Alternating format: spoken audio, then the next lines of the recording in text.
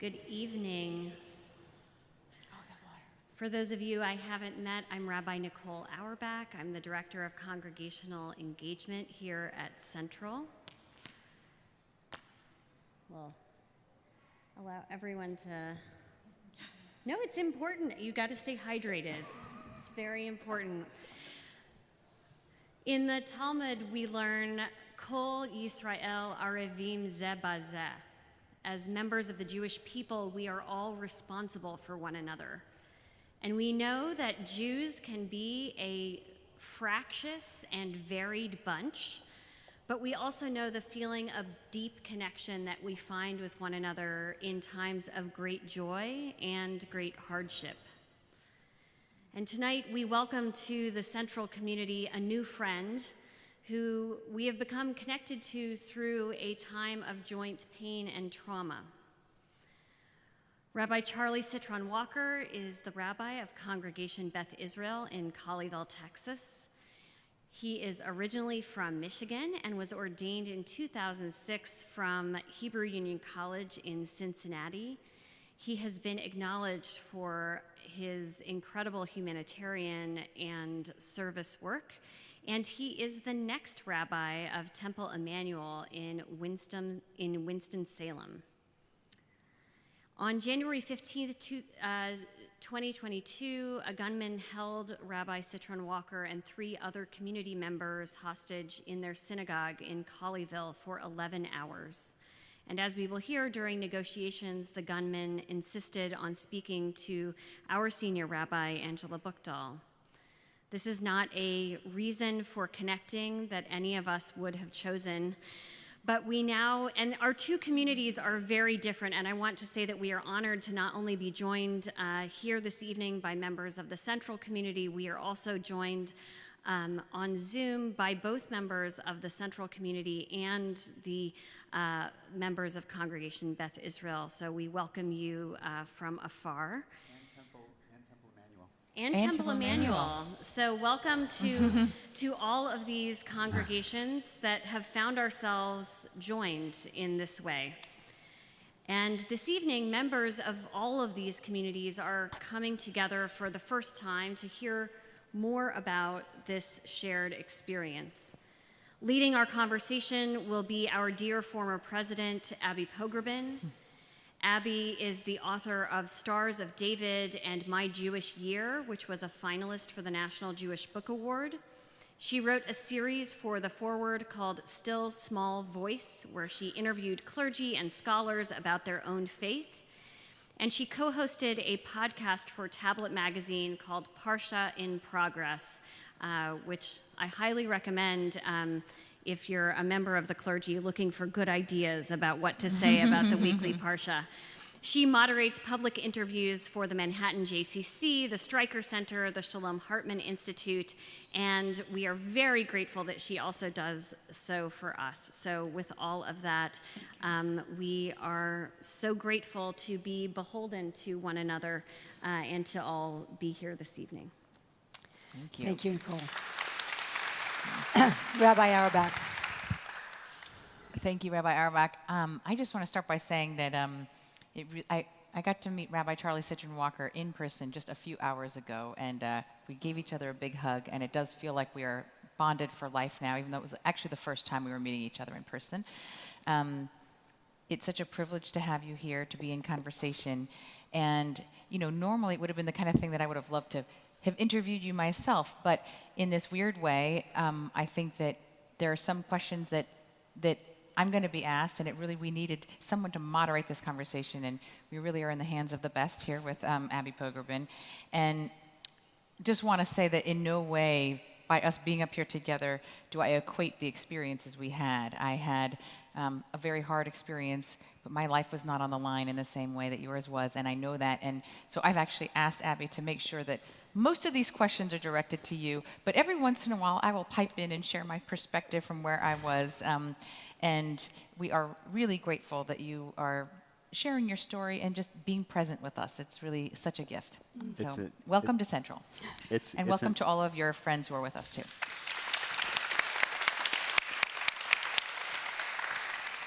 It's really an honor to be here on many levels. So, Charlie, you've allowed me to call you Charlie for the duration. I'll call you Rabbi back when we leave the stage. When we were preparing for this, I know you kind of were rolling your eyes at how many times Angela and I thanked you. But I think that you've not only led the way in how to navigate an unthinkable experience, but how to walk your Jewish values despite being tested. I want to just give a sense of where those Jewish values were forged back at the University of Michigan, which happens to be my husband's alma mater. I think he spent more time doing pre-games than all of the service work you were doing, though he's a very good person.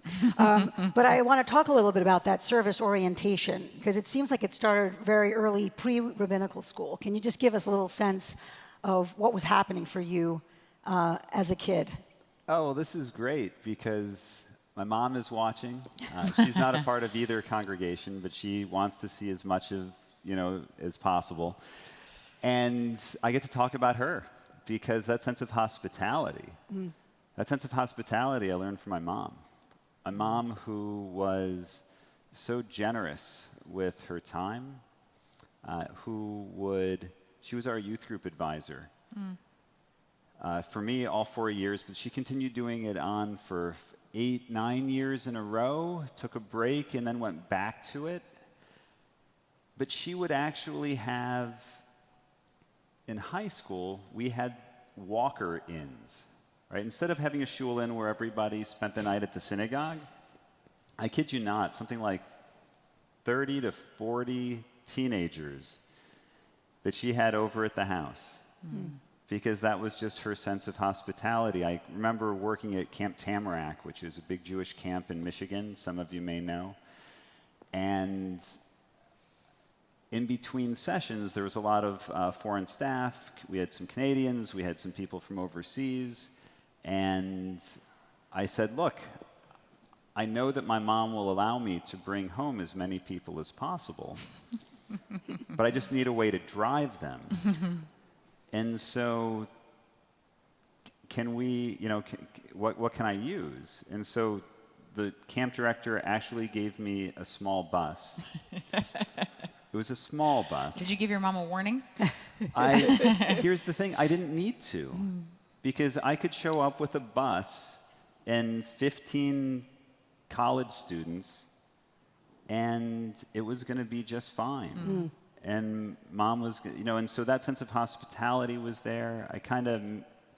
One of the big moments for me in college, though, was alternative spring break. Alternative spring break, instead of going out and drinking or partying over spring break, I spent all 4 years at the University of Michigan doing volunteer work over spring break. I went to DC twice, went to Detroit once, went to Chicago once.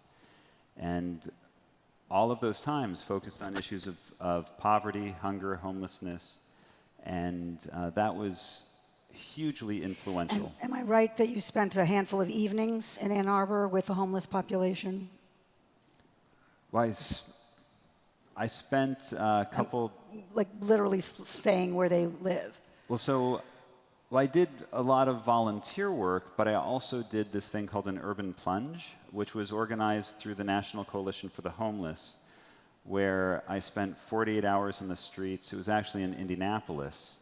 As someone who is homeless, we had 2 guides, Brenda and Walt. I went with a friend of mine from college and camp, as it turns out. And it was an incredibly, incredibly powerful experience. I mean, it really lets you know, especially working, no matter what one's position is in the world, when you meet someone you don't know, it just reminds you and really taught me that everybody has a story. And I am obviously emphasizing this because when we get to the events of January 15th, it clearly informed how you received a stranger at the door. I want to just touch on the interfaith work that you and your synagogue had done that led up to this date. Can you just give us a very tight capsule of why was this a priority? I think many of us have worked on interfaith and trying to be, without being, I think, condescending or trying to in some way put ourselves in the shoes of someone who has a plight that we don't share at this moment. It seems like you had laid groundwork for real relationships over quite a long period of time. Well, the sad thing is that the latest iteration came about after Charlottesville. And one of the big concerns, so Howard Rosenthal, who's past president of the Synagogue, and he wanted to get an organization together so that we would, God forbid something bad happened in our community, that we would actually know one another. And I helped, Adina helped, Adina who I'm married to, was a big part of it. And we organized a group of people called Peace Together. And it was about building relationships with our neighbors. And unfortunately, we had the opportunity to have a lot of vigils over the years. Right? There were a lot of real tragedies. What happened to us on January 15th, people don't really know what to call it, because it's like, I'm so sorry for the tragedy, but it's like, well, but I'm here. Like, it turned out okay. And so we don't know how to characterize it, although it certainly was traumatic. That idea of taking the time to build relationships, it's important within our own communities and we need to be able to do that.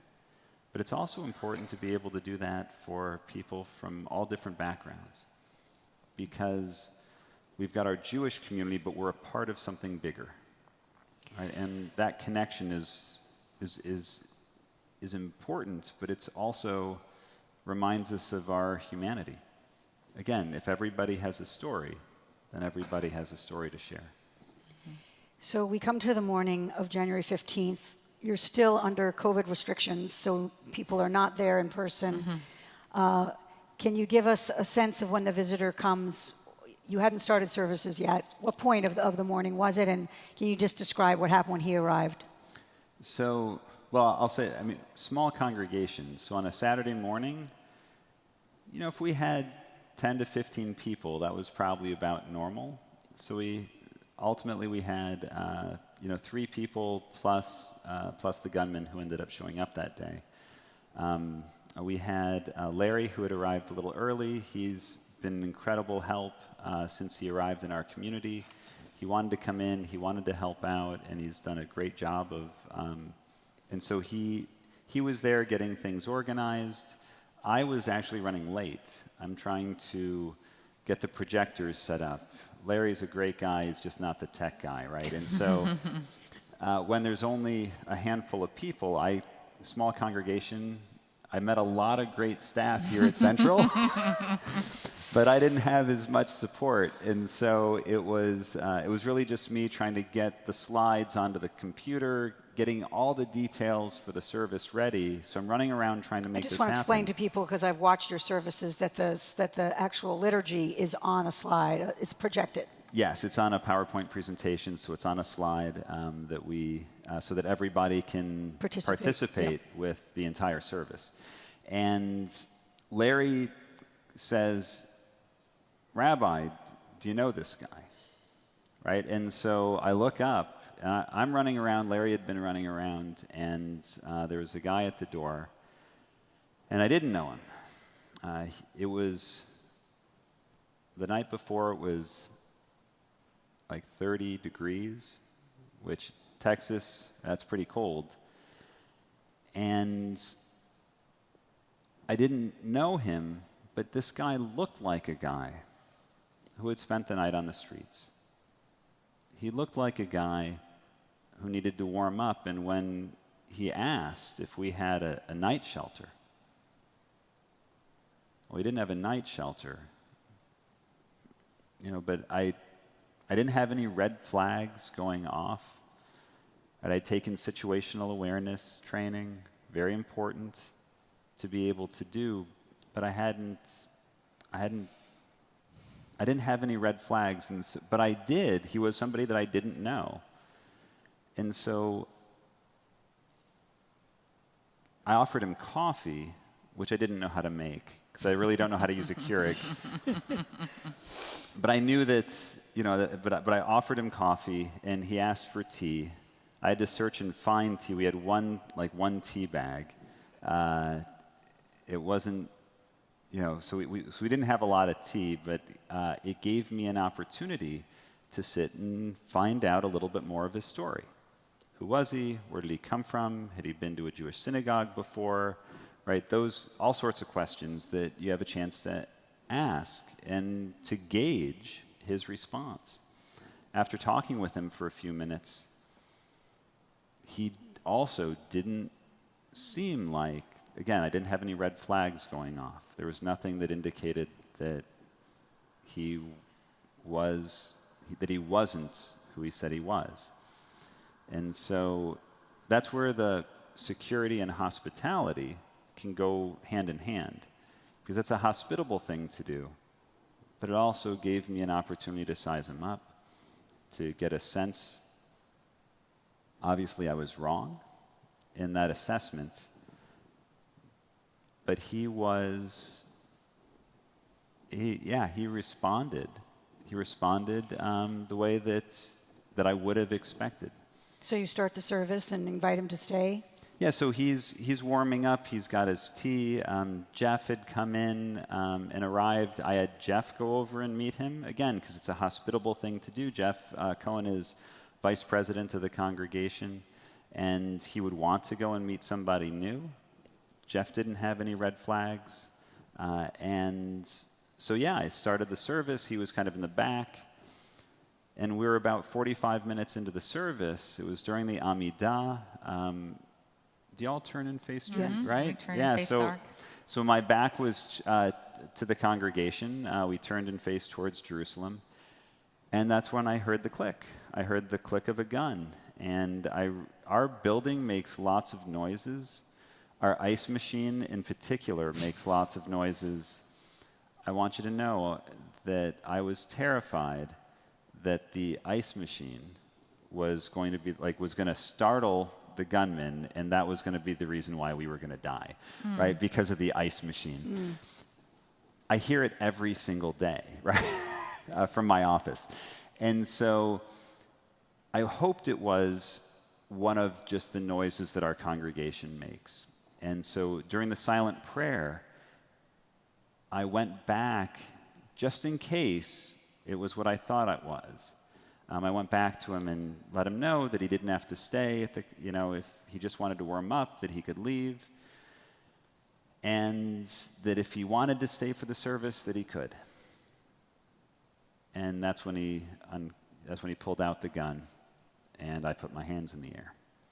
And he's standing close to you. You're standing very close to him at that point. Yeah, I mean, we're talking, right? Like it was pretty close. I kind of backed up right away, just a step or two, hands in the air. And what did the others do? I don't know that they were finishing up the Amidah. I was talking quietly with him, so he pulled out the gun, and Does he say something at that moment? he was talking about how he thought, about how I knew, about how I had realized and heard, right? Like the click of what was the click of the gun. And so he really kept the gun trained on me initially. He was scared because Shane had a little pocket thing for his phone, so it was kind of like it was visible.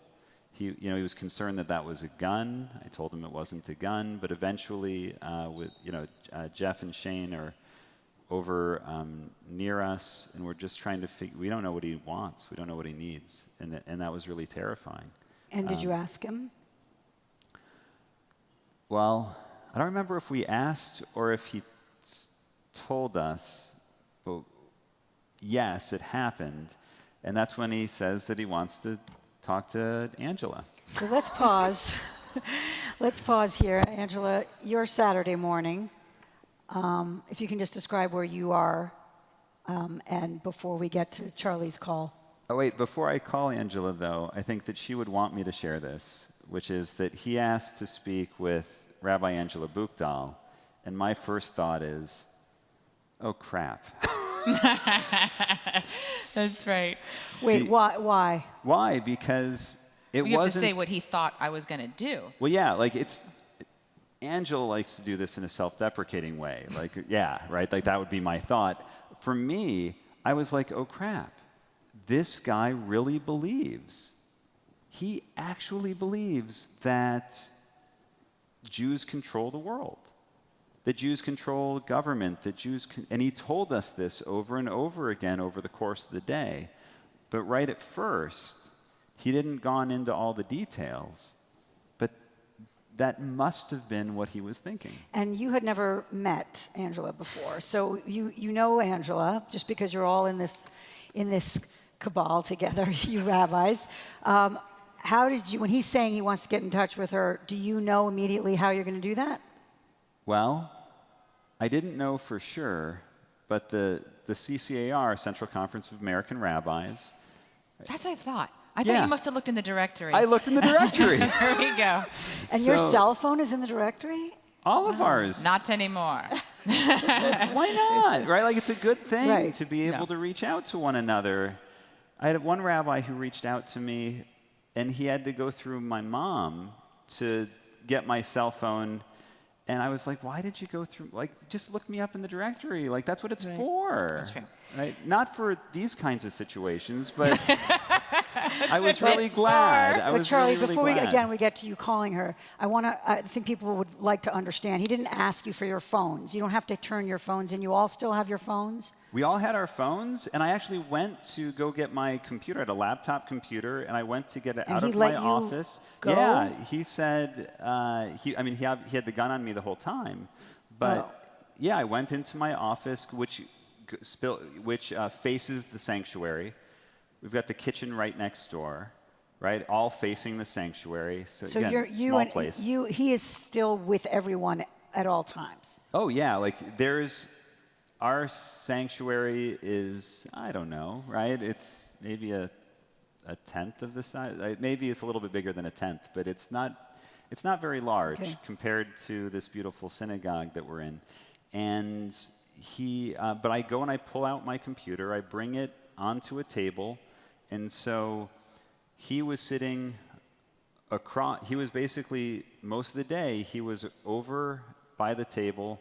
I was on the other side of the table, more out into the sanctuary. He was against the wall. And but there was a moment where I went up on, like, it was on Zoom, it was on Facebook Live, and I went over and I said that, that we had a gunman. I don't remember at what point it all happened. You're saying it's live streaming on Facebook. It was live streaming on Facebook Live.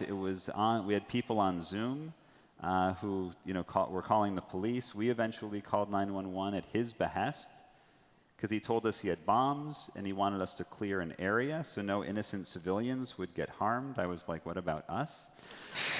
But so let's pause for a minute because I want to bring Angela in. Well, so I called Angela, and I got her voicemail.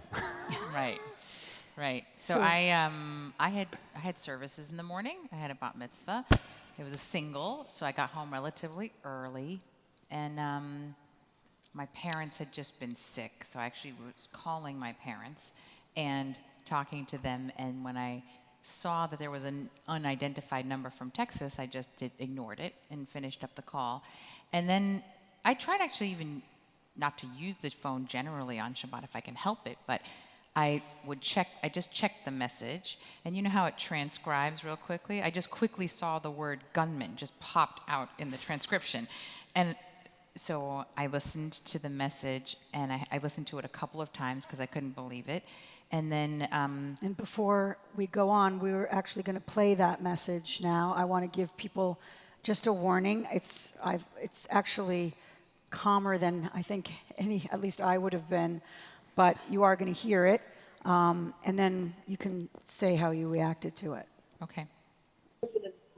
Angela, this is Rabbi Charlie Cytron-Walker.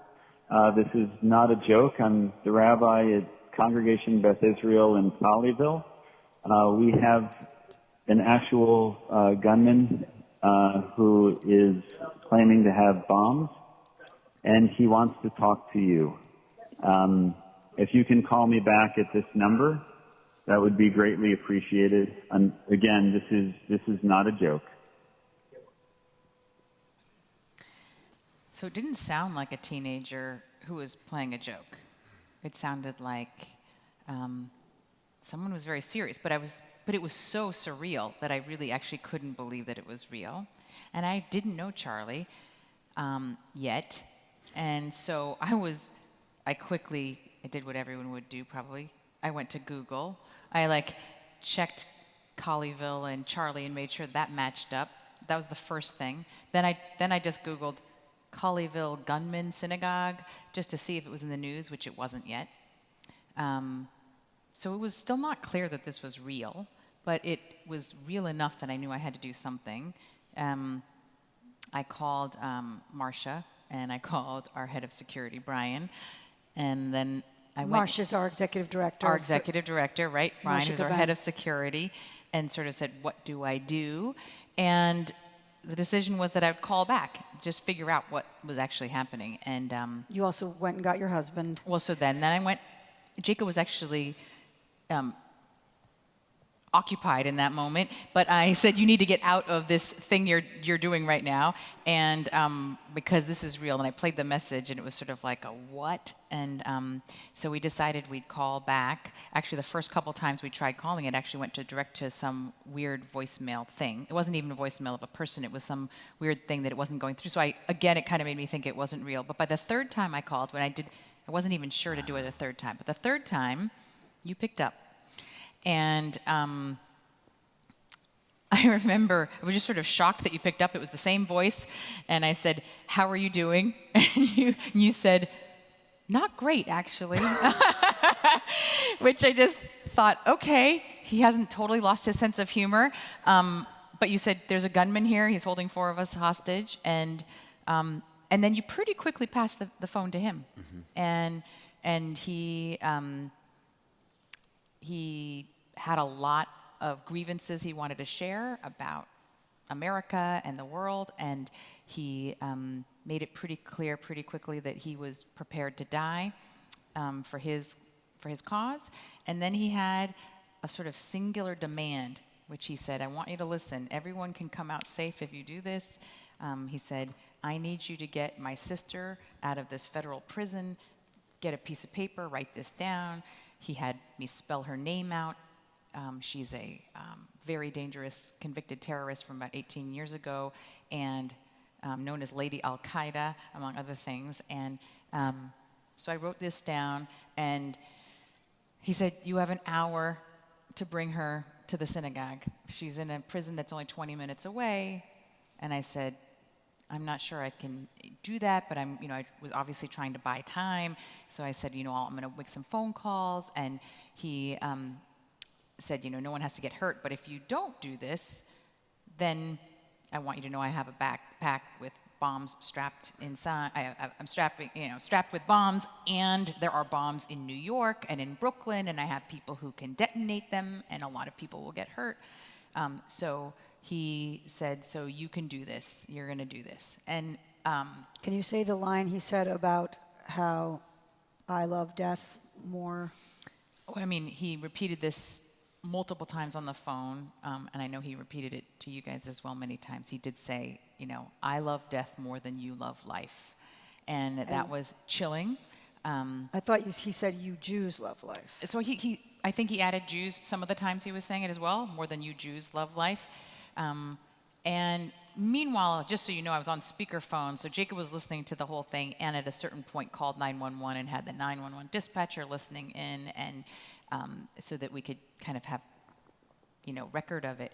But he also just strangely also sort of said why he called me. He said, I'm calling you because, he said, I know that Jews are powerful and they're connected, and you lead a big synagogue in New York. He said, I saw that you're friends with Obama, because he found some online picture of me when I was at the White House.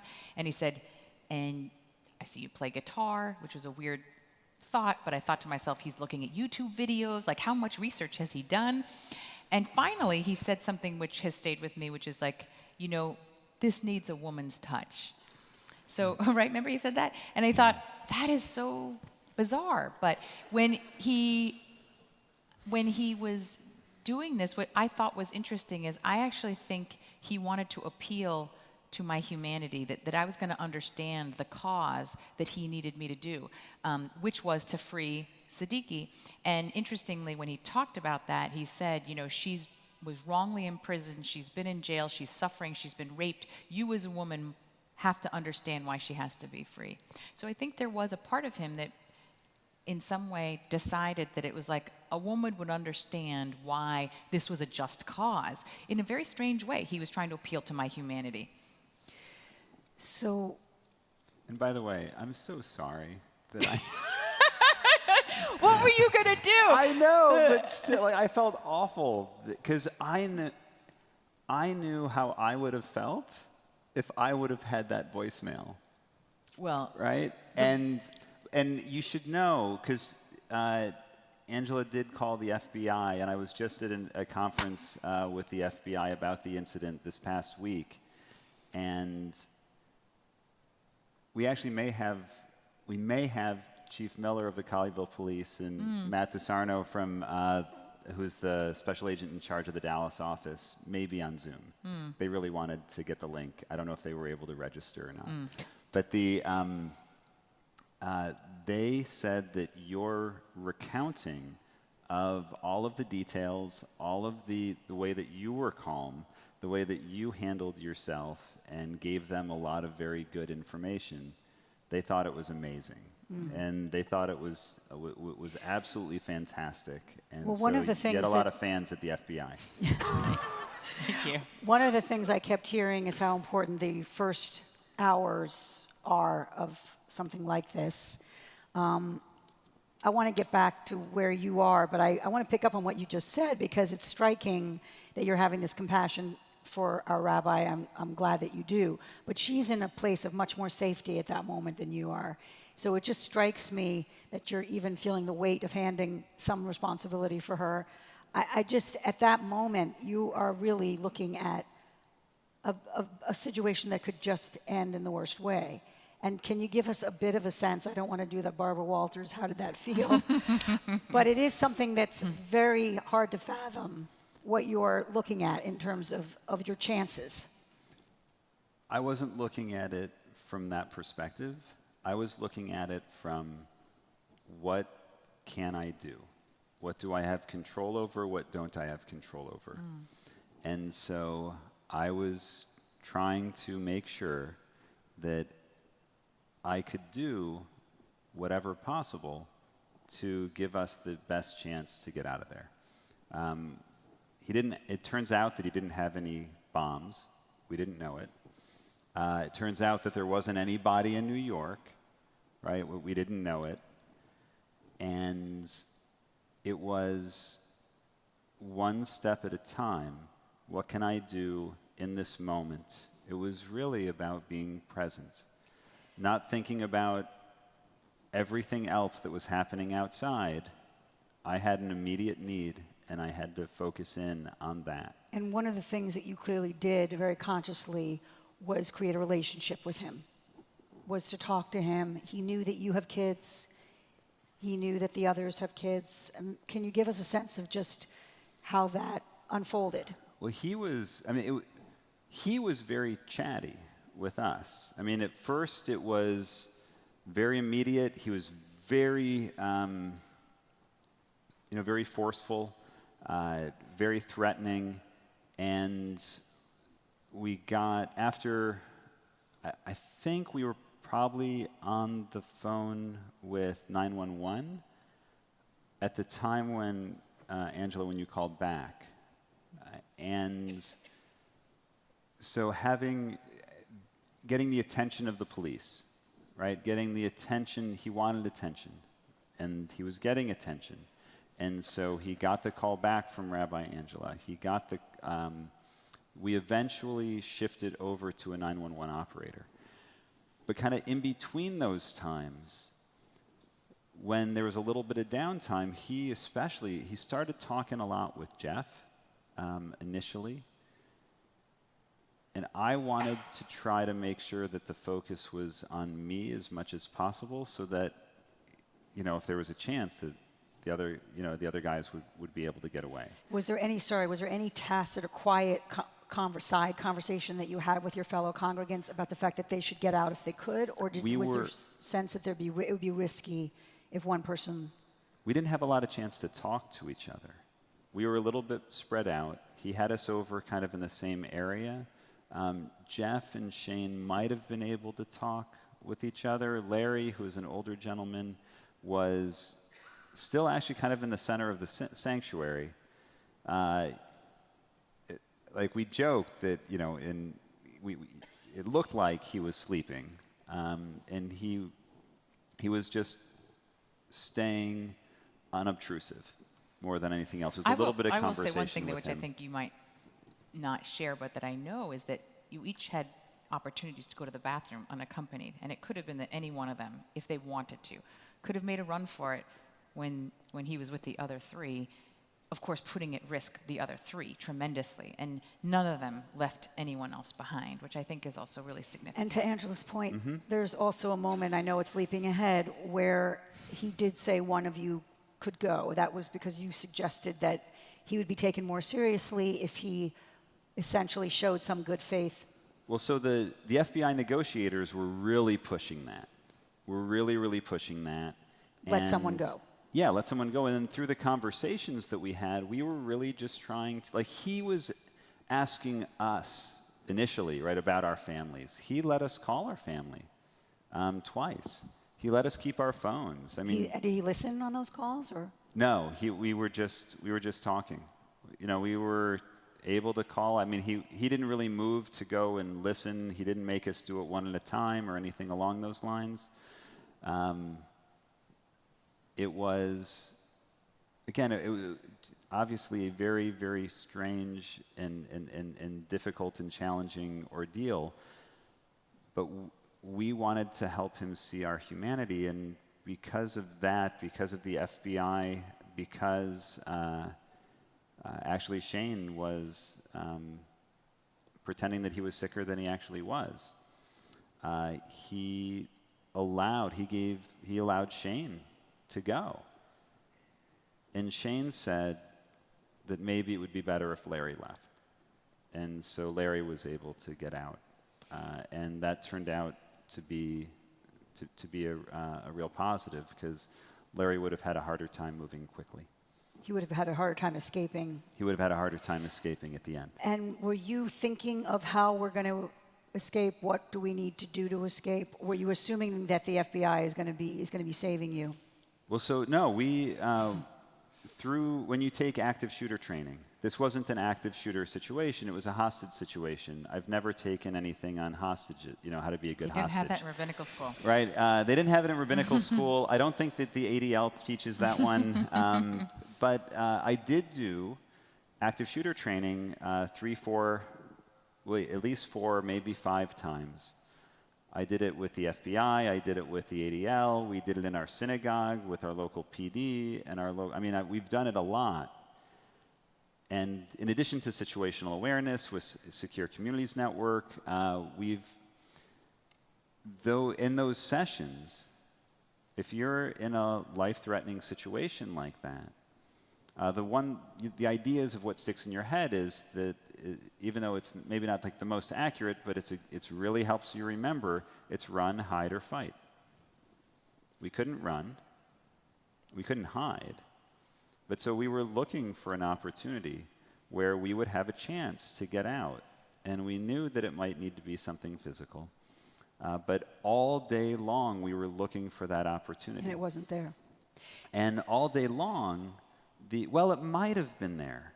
Right? There was a couple of moments where we were like... What about the pizza moment? What about the pizza? There wasn't any... With regard to the pizza, there wasn't much that we could do, because I had to leave the synagogue to go to the front door, right? So he had the gun trained on me, but he had, right, he had 3 other people that he could have shot. I don't remember if we got Larry out before or after the pizza. I think we got Larry out before, but there was 2 other guys. But a pizza delivery person came to the door and you opened the door and got the pizza. No, pizza was left at the door, probably by the FBI. They didn't let just some pizza delivery person. Come on, right?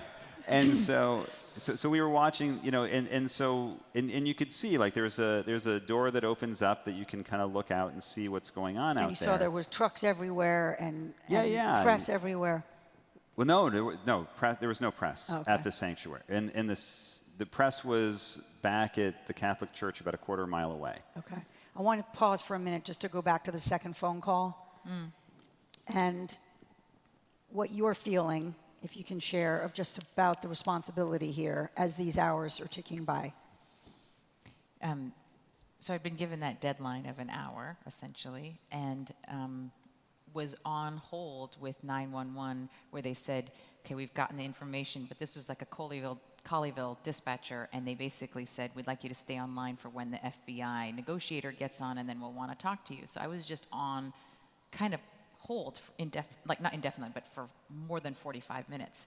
And while I'm on hold, I get a second phone call from Texas, and I hear the message, and it's Jeff this time saying, the gunman would like to speak to you again. Can you call us back?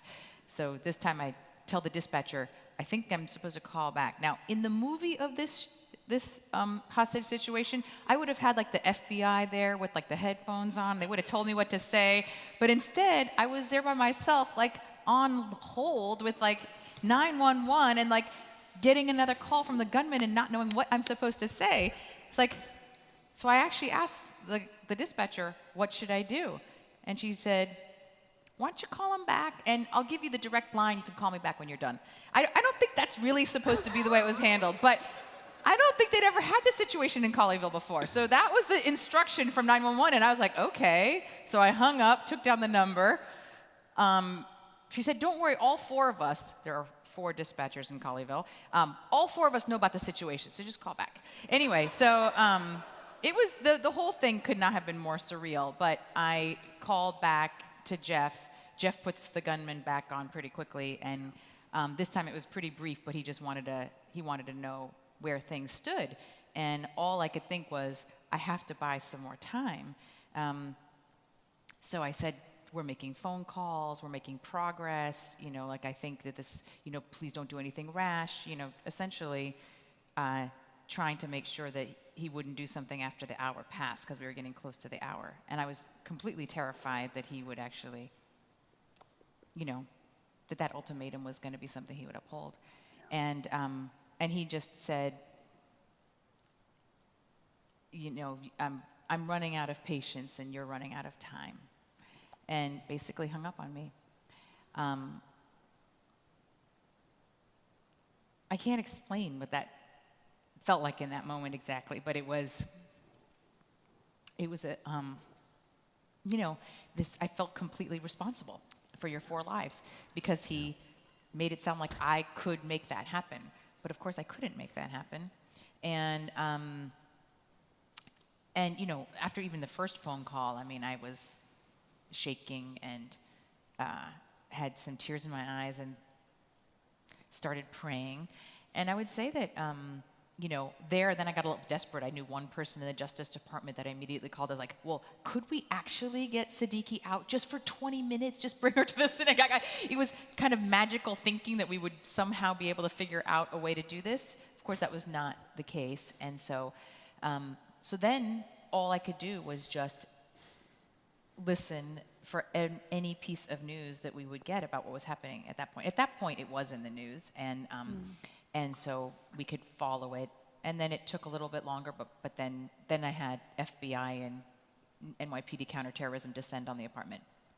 And then the press is also finding out that it's you. And yeah, that took till about 6 o'clock, and then I don't know exactly what happened. It was like a bell went off, or something must have been leaked. But I got like my cell phone started to blow up with like CNN, and New York Post, NBC, and I felt very vulnerable that all these people had my cell phone. I didn't understand how they all had my cell phone number and were getting me directly. I ignored all of them and didn't talk to the press all week.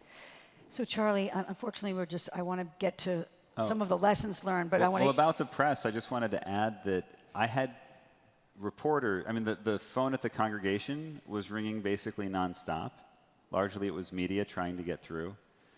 And I had reporters and people, this is so-and-so from this news outlet, and I was like, What do they think you're going to pick let up me the just, phone and just pardon me, talk to gunman, them? I gotta go talk to the press here, right? Yeah. Like it was very strange to see how many people had reached out in that moment, right? Like, And there's also, you mentioned the Good Shepherd Catholic Church. There's an interfaith gathering the entire day. There's people who obviously know you. well, yeah, it was a place for family to come, and some people from the community also came to offer support, show support. And you know that pretty much, certainly every Jew we know was tuned into the news all day, that this felt like something we were all going through. See, I didn't know that until afterwards. I didn't know that at the moment. I knew that I ruined your day. Right? And oh my God, when you talk about that sense of responsibility, that's why I apologized, because I knew that, oh my gosh, how helpless, right? Like I felt helpless the whole day. Yeah. And yet, the things you did were the things that saved your life and 3 others, really. So let's and talk it's not just about the heroic act at the end. It was the way that you continued to treat the gunman as a human being, which enabled him to say, he said to me even on the first phone call, these are good people, I don't want to hurt them. I mean, he felt that. So I want to get to the things that you did, because I also want to talk about some of the lessons learned, and believe it or not, we're running out of time. The decision to finally go, it's hard for some of us watching this to understand why the FBI waited as long as they did. We'd like to think the cavalry is coming. Ultimately, you were not rescued. You saved yourselves. And that was like a Hail Mary pass. There was no coordination or great planning that could have happened. You weren't huddling together. So this had to almost be like you were sensing what you were going to do, and you're leading the way. Can you talk about the Juice opportunity and his, I think at that point, saying that you were on your knees? You should get on your knees? Well, yeah, so the FBI was assessing the situation. They were able to assess the situation all throughout the day, both on the call and when they weren't on the call. And so they were monitoring, they were looking for their best opportunity. And they, when it comes to the FBI, I've got nothing but gratitude for the work that they did and the way that they handled the situation. It was, at the very end, he was very agitated. And his agitation was worse than it had been all day long. He was losing patience. He had talked about his compassion, how compassionate he was all day long, and now he was saying that he wasn't going to be compassionate. He was yelling at the negotiator. The calls were a lot quicker. He really wanted to make something happen, and it turned out that when he got off the phone, the FBI made the same decision That you made. right. They were That something had turned. The FBI was basically about to come in, and after he got off the phone, and so he did tell the FBI that he was about to make us kneel down, right, and he was going to kill us one at a time if his needs weren't met. And after he got off that phone, he got really calm, and he asked for some juice. Of course, we had juice. And so I go and I went to the kitchen, and there's a window in the kitchen, in the wall to the kitchen, so that way he could see in. He could follow me the whole time. And I opened up the refrigerator, and he saw that we had a what I would call a can of pop, but y'all might call it a can of soda. But so he saw a soda, and so he asked for for the soda, and it was a can, and so I got him a glass, or like a plastic cup to drink out of, and I brought it over to him, and instead of making us get on our knees, he was basically preaching at us. But for the first time all day, in a way that we could see and it was really visible, he was focused on us. He had the cup in his hand, and he was, kind of talking about how he had been so compassionate and those kinds of things, and how frustrated he was with the process, and we didn't know what he was going to do. His left hand was over the top of the gun, but it wasn't actually on the trigger. And the door for Jeff and for Shane, who were still in the building at the time, it was maybe, I don't know if it was 10 feet. It wasn't very far away. I was a little bit further away. I was closer to him. And again, when you go through those trainings, it's about run, hide, fight. And so, were it not for those trainings, were it not for those sessions and workshops, I wouldn't have had the courage. But they really talk about how if you don't have any other options, you need to do something. And so this happened to be the best, what I considered to be the best opportunity of the day. And was there any eye contact with Jeff and Shane before you throw the chair, or you just decided, I'm doing it and I'm shouting to go? No, I told the guys to run. I said, run, and I picked up the chair and I threw it. I surprised him. He was mid-sentence, right?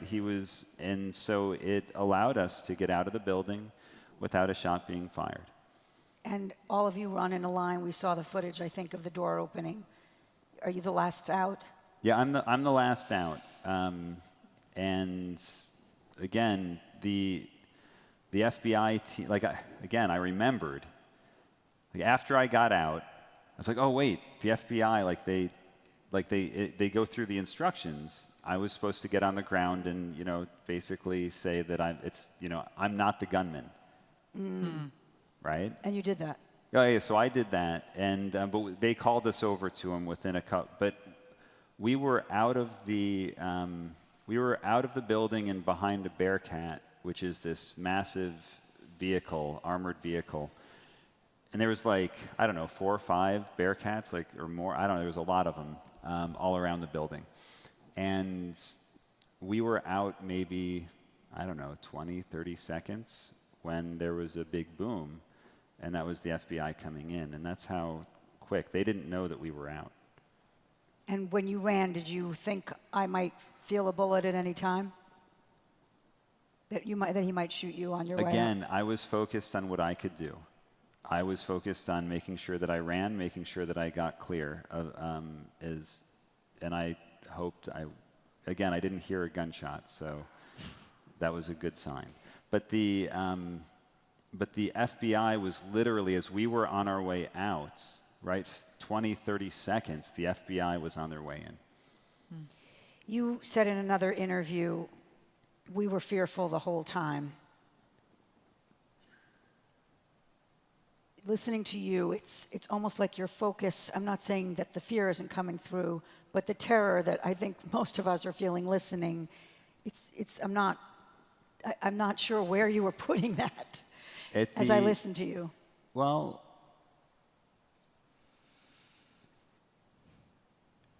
you can't forget every interaction that we had that day, where I can look back at it and I can talk about it, but every interaction that day, he had a gun pointed at us.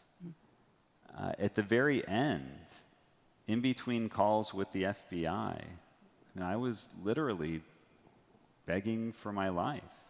The last call with the FBI, I answered the phone, and I was like, hey, if you can bring this woman, please, now's the time.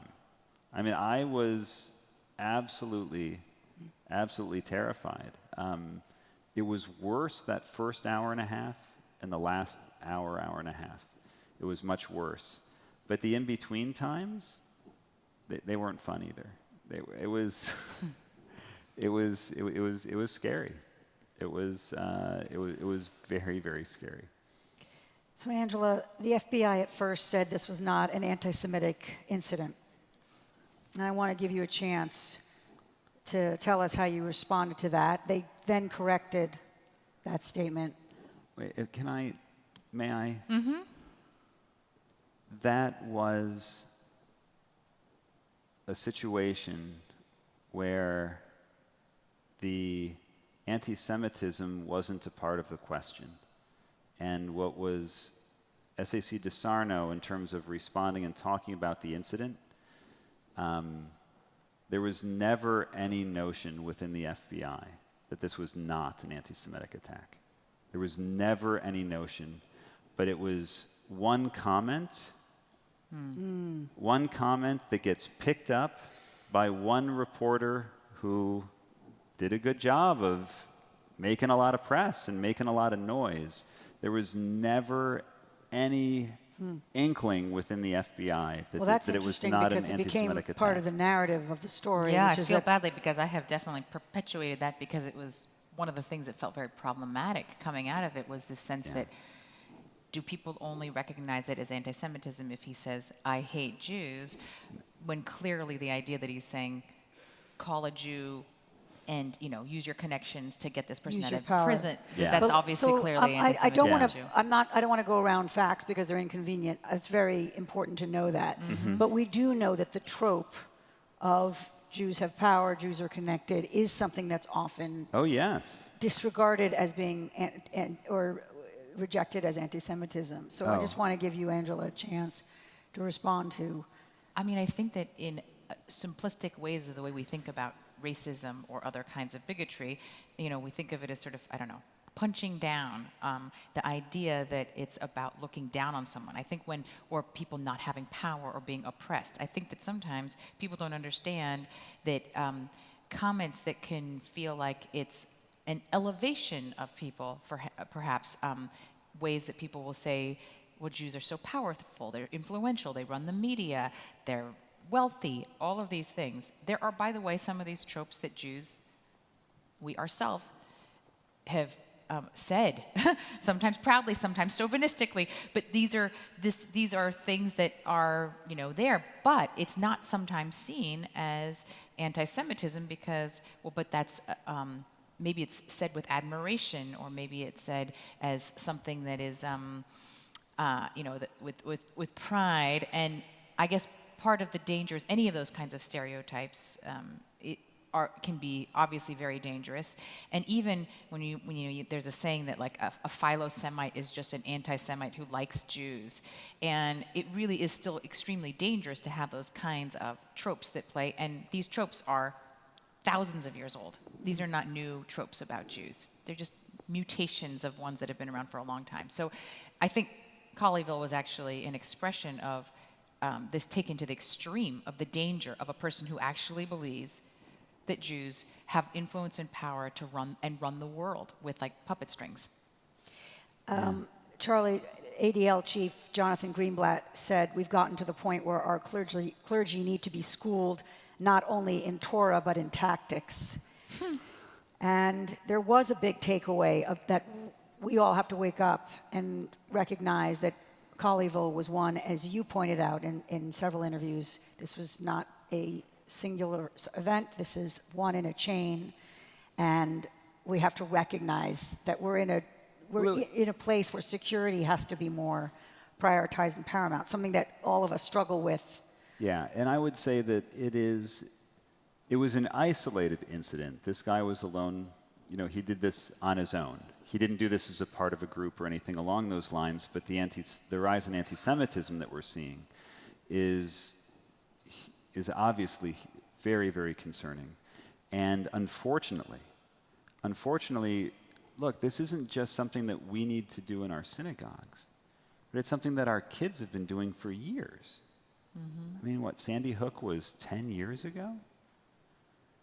I mean, our kids are in public schools, are doing lockdown drills, right? Like, my girls grew up with lockdown drills. That's their reality, not just tornado and fire anymore, right? And so we live in a world where, unfortunately, this can happen in a synagogue, this can happen in a mosque, this can happen in a church. Right? I mean, the deadliest shooting, mass shooting in Texas, in the state of Texas, was in Sutherland Springs at a church. And this was a domestic violence situation. 26 people were killed. Dozens more wounded, right? It's horrible that we live in this world where this is necessary. We need to work towards changing that world. But until we do, until that world is transformed, we need, if y'all haven't taken active shooter training, if you haven't done one of those workshops, unfortunately, it's something that we need to be able to do, because it can happen in a house of worship. It can happen in a movie theater. It can happen at the mall. It can happen on the street. So, Can I add, Yeah. though, that even though I completely agree that the gunman was sort of acting on his own and was not part of a larger cabal of people that we know of, I do think, though, that he was imbibing an anti-Semitic language and learning that is more Absolutely. systemic and is in the air. And you can see these kinds of tropes played out all over social media all the time by mainstream people. This is not on the fringe anymore. It's not just white supremacists saying this. There are celebrities that are using some of these tropes, Congress people using some of these tropes. And so I think that we actually have to acknowledge that while it might be someone who is acting on their own, and it's filtered through someone who I think was probably mentally ill, I do think that there are systemic anti-Semitic issues that feed someone's idea. That he didn't go to a church that was near the penitentiary and say to the pastor, I want you to free Siddiqui. He went to a synagogue for a reason, because he really believed that Jews were the ones who could do this. So there is a system that he's a part of that is not just him acting alone. So Charlie, you know that there are those in our community who look at this situation and say, he opened the door, and this proves not to blame him. He was doing the right thing and living by our mandate to welcome the stranger, repeated 36 times in our Hebrew Bible. But at the end of the day, people hate us, and we need to prioritize protection over an outstretched arm. I know you wrote a very powerful op-ed about how challenged this idea was for you in real time, but how do you help us without just, I'm not saying that preaching these things don't matter, but sometimes they feel a little bit like we're hearing it, they're falling on deaf ears because we're looking at something that frightens us. Well, for me, it's not about fear. It's about acknowledging that this kind of thing can happen. And if we acknowledge that this can happen, right, like you don't take CPR training, and then after you've taken that training, you're like wondering who in the room, right, is going to have the heart attack so you can come and save the day. And you can utilize your training. We do it because just in case, we can be prepared, right? So for me, it's not about fear, but at the same time, what does love the stranger mean? Strangers, by definition, are the unknown. I've led services at Congregation Beth Israel, I don't know, well over 1,000 times, I think, right? I mean, add them all up, right? And I've only been taken hostage once. And most rabbis can proudly say that they've never been taken hostage before. This is such a rare thing. But welcoming the stranger always takes risks. And here's the thing, is that it is possible, right, to elevate our security. We always can do more. Trust me, there's a lot of security professionals that can always tell you how much more you can do.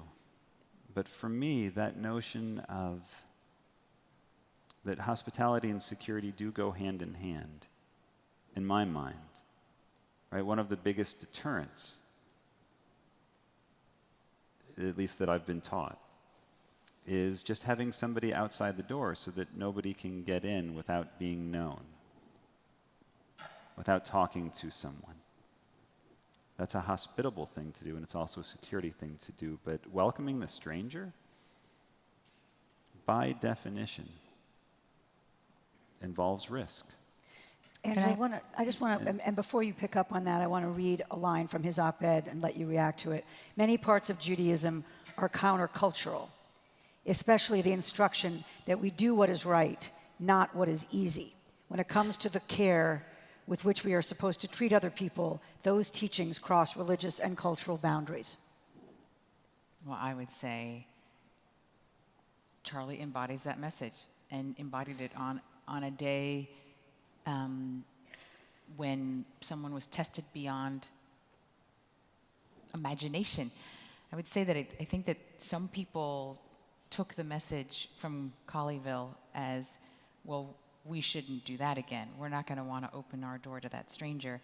And you definitively, and people said, well, you know, he risked his life for this. And I would say that in some ways, the fact that you lived by your Jewish values to open that door, you continued to live by your values for the rest of that ordeal for 11 hours. And I think that that's what saved your life, because I think the fact that you treated him with such humanity, that he saw your humanity, that the idea that you could do that while a person had a gun to your head, essentially, is why I truly think you are my hero from that day. It was incredibly courageous that you threw the chair. That might be the heroic moment for some people. I think the heroic moment is that you never stopped treating that gunman like a human being from the minute that he was at your door as a stranger to even the way you treated him through the entire ordeal. And the fact that you could live by your values and do what was right even when it was hard is what I think was truly heroic from that day.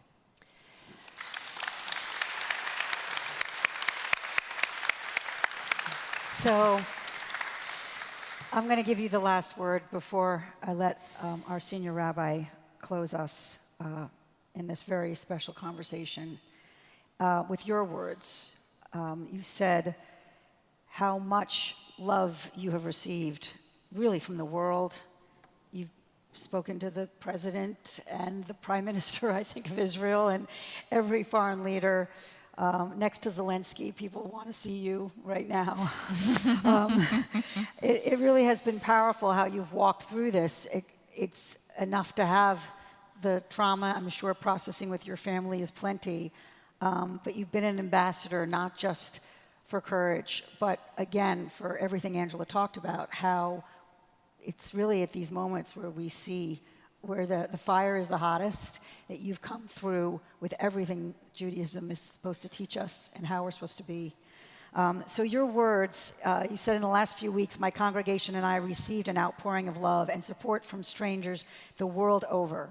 If we begin with that love of the stranger, but offer it not in response to violence, but encouraged by empathy, we might just change our world. I want to give you the last word, if you want to echo anything that you had written. As I appreciate your words, I also want to acknowledge that a lot of things went right that day. When it comes to living our values,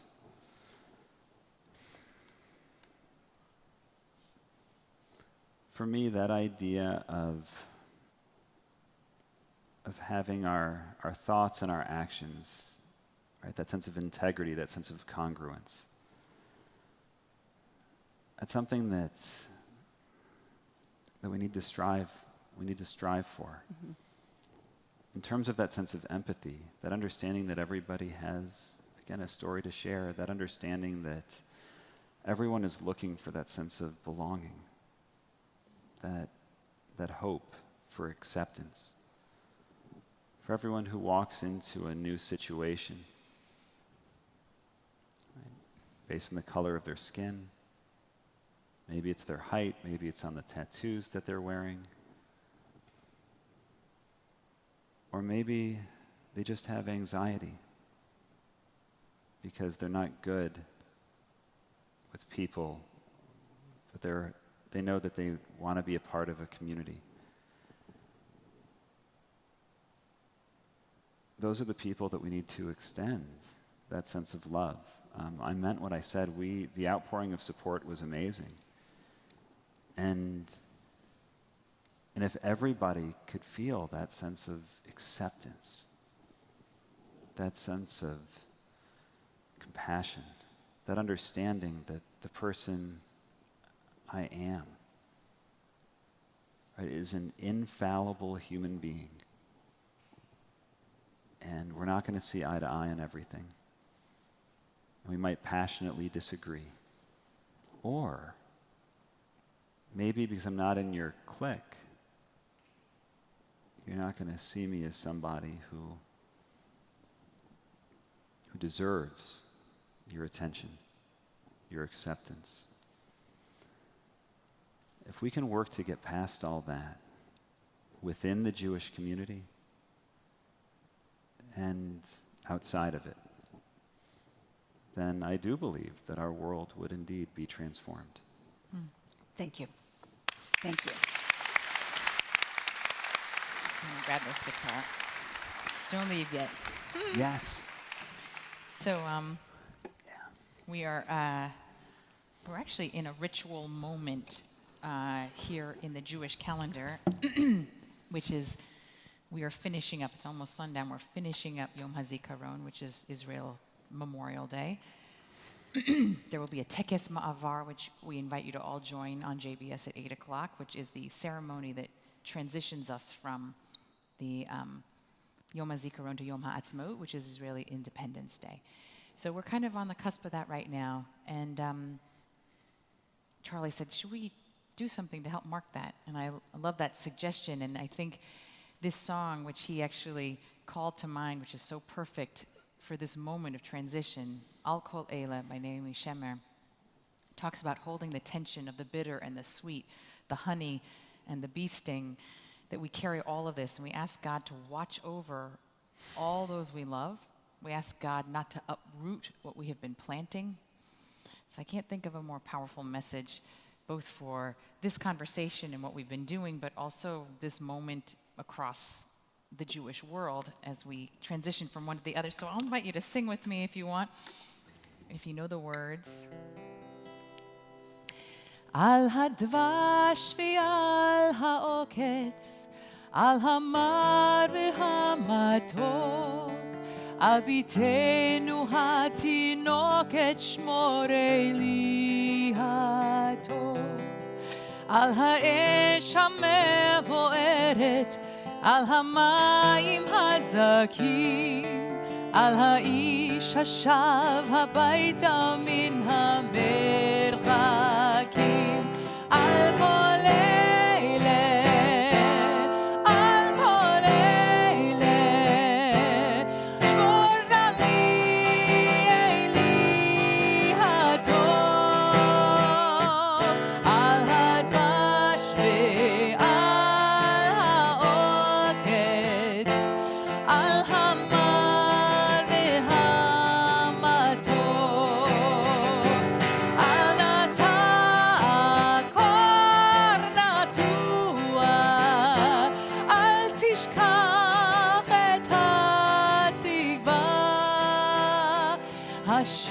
השיבני ואשובה אל הארץ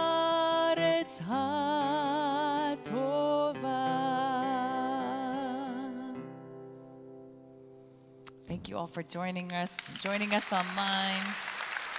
Thank you, everyone. Thank you. Thank you. Thank you.